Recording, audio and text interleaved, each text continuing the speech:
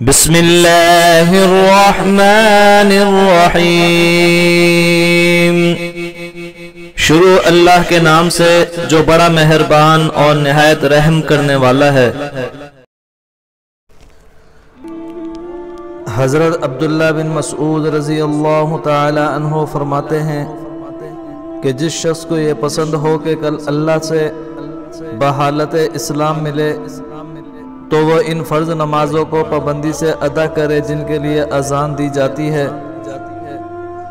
اس لیے کہ اللہ تعالیٰ نے تمہارے نبی کے لیے بعض سنتیں ہدایت کی جاری فرمائی ہیں۔ نماز کی یہ پابندی بھی ہدایت والی سنتوں میں سے ہے۔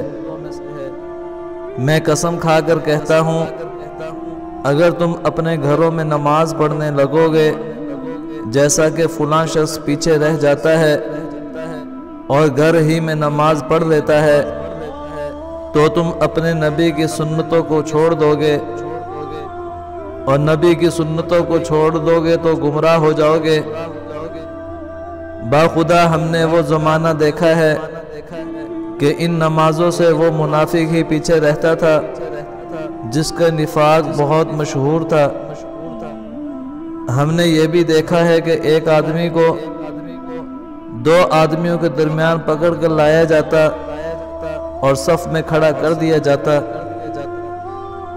جو شخص بھی اچھی طرح وضو کرتا ہے پھر کسی مسجد میں جا کر نماز ادا کرتا ہے تو اللہ تعالیٰ اس کے ہر قدم کے بدلے میں ایک نیکی لکھتے ہیں اور ایک درجہ بلند کرتے ہیں اور ایک خطا معاف کرتے ہیں، حتیٰ کہ ہم اسی وجہ سے اپنے قدم چھوٹے چھوٹے رکھا کرتے تھے۔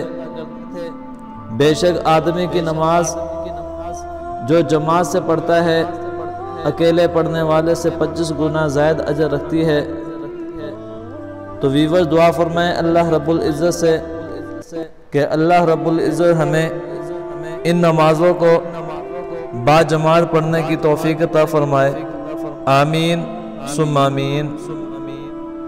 دوستو اگر ویڈیو اچھی لگے تو اسے لائک کیجئے، کومنٹس کیجئے اور اپنے دوستوں کے ساتھ ثواب سمجھ کر شیئر ضرور کیجئے گا۔ ملتے ہیں پھر کسی نئی ویڈیو کے ساتھ، تب تک کے لیے اجازت دیجئے۔